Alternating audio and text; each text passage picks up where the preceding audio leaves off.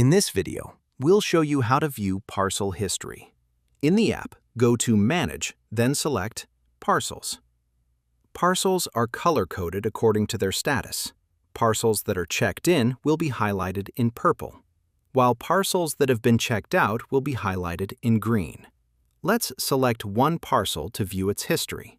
Press on the three dots at the top right corner of the screen, then press History.